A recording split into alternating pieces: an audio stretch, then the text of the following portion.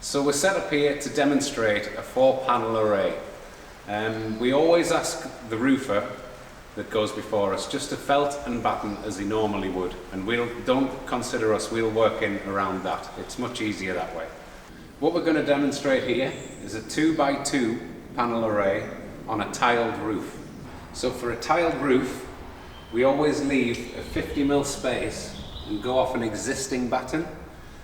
So really we'll use a batten to space our battens off the original batten here. With a slate roof, there's no need to make this 50mm gap here, because the position of this will be directly onto that batten there, so it'll fit something like that. The reason we leave this 50mm gap here on a tiled roof is so that the tiles can sit across the batten like they should by these nibs here. It just allows them to do that. So for Solfit battens, we measure from the bottom to the top, and then when we fit them, we come from the top to the bottom. So for our batten spacings, at the moment, it's 1050 centre to centre. So these are all set at 105. The yellow ones are the double ones. They're all set at 105 spacing, centre to centre.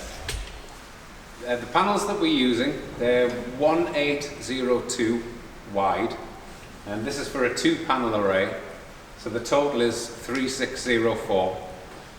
With the battens, you don't have to be too accurate side to side, because we'll trim the top batten off after we've put the panels on, so it can be quite flexible that way.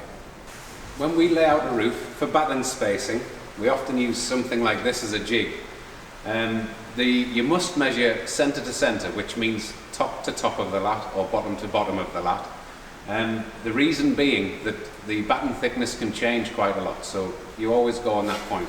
But this we find very handy, especially if you have a few rows to put on it. It'll keep you nice and accurate.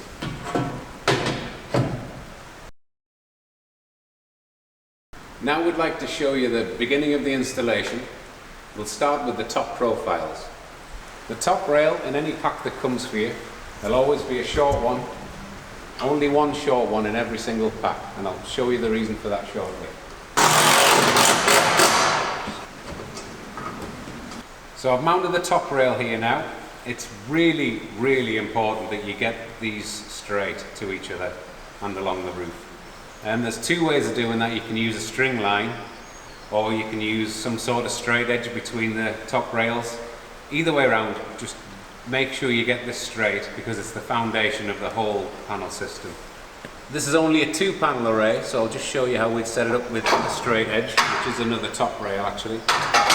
You just go between the two and make sure they're really straight to each other. Each top profile comes with 9 screw holes. We always put a minimum of 6 screws in that top profile. So now we come to cut off the top batten here. It's very simple. You just use your top mounting profile as a guide. It's the same on both ends, so you just use your profile, the edge here, as a guide.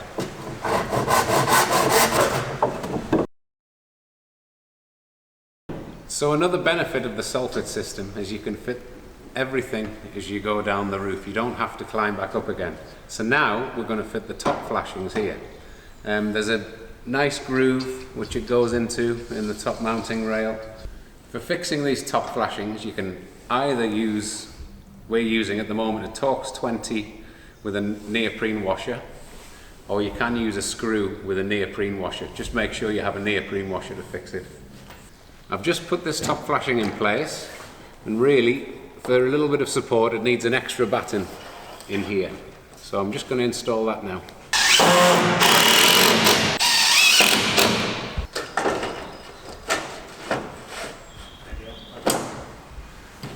So now I've got the top of the top flashing nicely supported.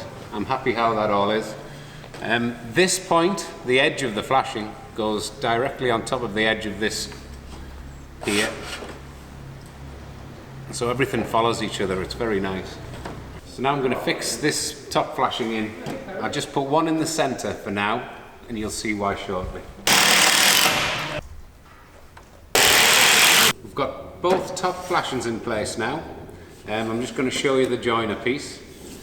It fits on very nicely, and we put on 3 pieces of butyl tape. I'm not going to stick it right now because it's torture to get back off, but I'll show you how that installs.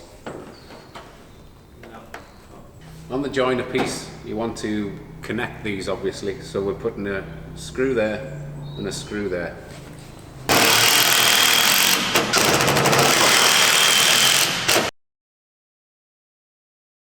These panels come fitted with 2 storm seals here. What we're suggesting is that these are for pitches below 10 degrees, keeping a double storm seal. If it's a normal roof, 30, 35 plus degrees, we're suggesting that you remove the top strip because it makes it very difficult to get in there, into the top mounting profile. If you do have problems getting into the top mounting profile, we've been using Fairy liquid water solution, and that allows it just to slide in the first instance.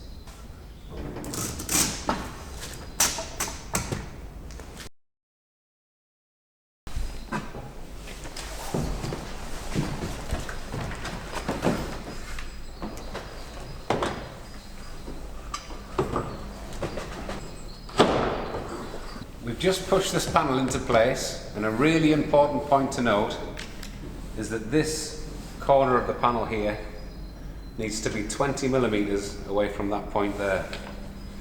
And this is to allow your side flashing to go in. So that's very important to note. On the bottom of this panel, you fix it with 50mm 5-gauge screws. There are 3 lots of 3 holes.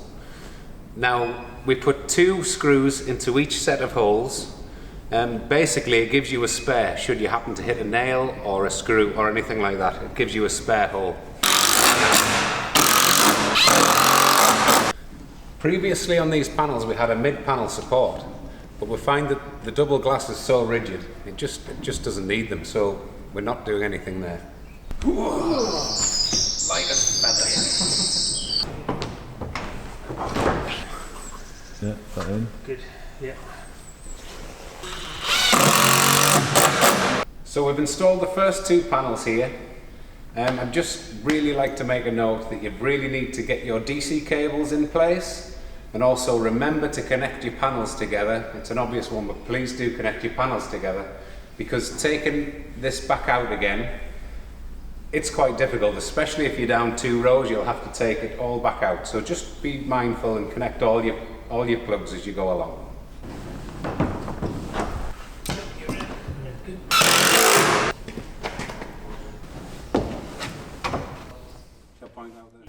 We use a packer here to keep this cable in place because they're very easily lost behind the panel. So connecting is the same as any other solar panel. Male to female, MC4s. Again, a little bit of lubrication to the top of the panels.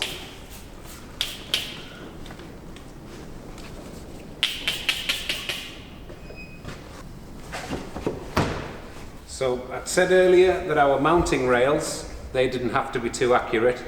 So I'm going to cut these back now, and all you use is the side of the panel as your guide.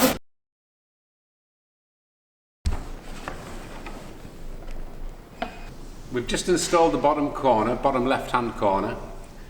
We'd do this after we've fitted everything. So all I've done is remove these 2 screws, and that allows you some access into there for this. It's a rapid flashing. We want it 200mm away from the edge, and for the bottom flashing it wants to be 120mm to the bottom.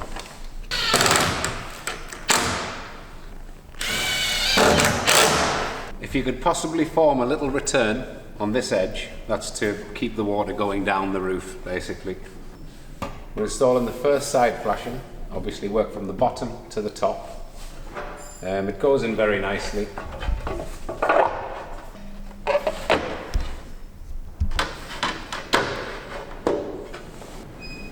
Make sure these lap correctly, so this top one will obviously fall onto the bottom one. Then we put on a flashing clip. We tend to put 3 of these clips on per flashing.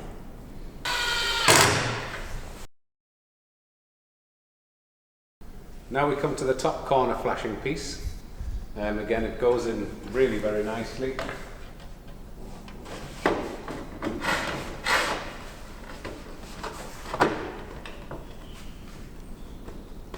So that's that fitted in place. Once again, use the flashing clips. One where the join is, and then we put a fixing right through the top here.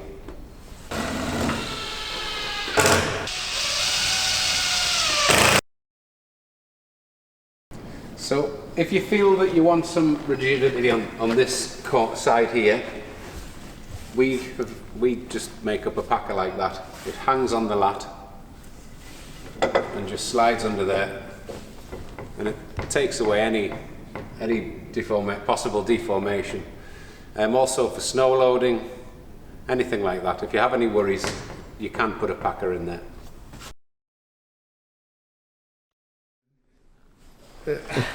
So these are for the metal bottom flashings, to prepare for them. They're similar to hall clips, but not the same. They have that 90-degree fixing on the back there. So just bear that in mind. They'll come in the kit. On this bottom corner piece of rapid flashing, you can see we've just taken the corner out of this tile, the top edge of it actually. That stops any pooling here. So do try and get your roofer to do that if you can. We've installed these clips ready, so it's now the bottom flashing. This has to be done after the tiling or slating. Hopefully you have a good relationship with your roofer, or a working relationship with your roofer, and they can install these after they've finished tiling. If you have to come back to site and fix these, well, that's as it is, but they're quite easy to install if you can show your roofer.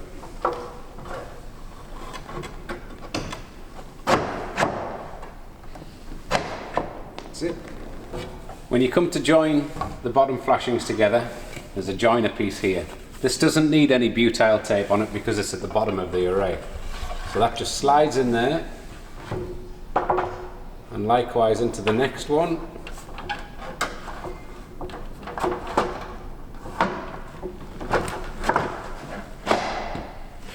If it's a tile roof, your roofer can actually slip tiles under here because it'll deform a little way.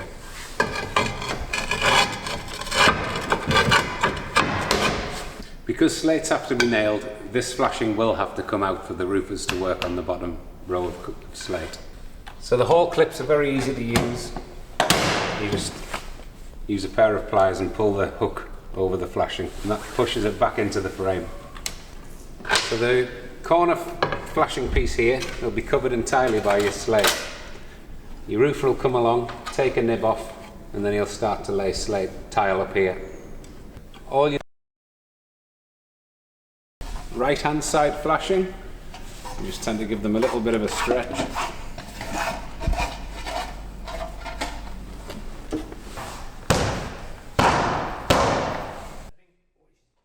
I'd like to point out that when you're dealing with the flashings, ideally you should be wearing gloves because these edges are all quite sharp.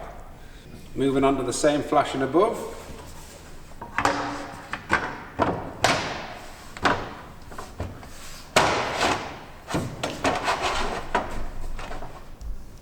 These bottom points meet the bottom of the panel. The top corner flashing now can be inserted.